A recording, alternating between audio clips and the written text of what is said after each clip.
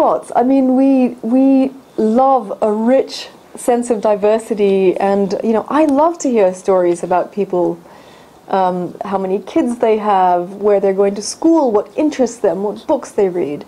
And I think being able to learn more about people more deeply helps you to work better, helps the work environment to be a lot easier, helps morale go up. There's a deeper sense of connection when there is trust and people feel that they have an ability to be heard, an ability to make a difference.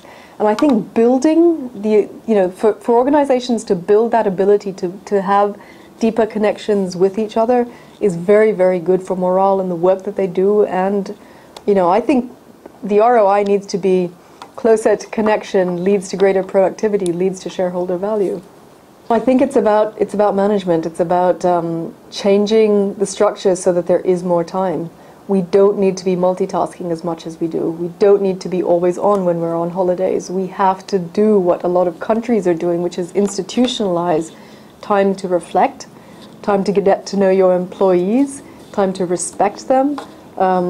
Again, time to allow each one of your employees to do the best that they can. And in order to do that, you need to get to know them.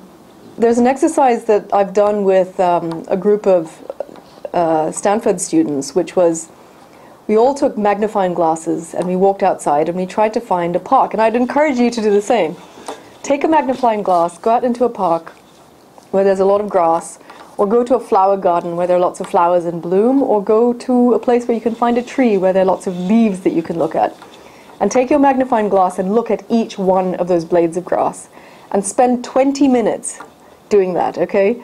And you will be surprised to find that the building blocks, of course, for everything that's living are somewhat the same. The human species and the earthworm have more in common than we think. Each one of those blades of grass, each petal on a flower, is going to be slightly different. So nature doesn't sort of garb everybody in dockers, khakis, and button-down shirts. Being diverse, having different perspectives is the essence of what nature is. Now, humans, I think, struggle a little bit with that because we've got economic and financial systems and we're very tied to our points of view. And the question is, how can you bring those points of view to bear so that it really gets the company into a more creative space, so that as we're expanding across the globe, a lot more people have the ability to make a difference and do extraordinary things at a scale that we've never seen before.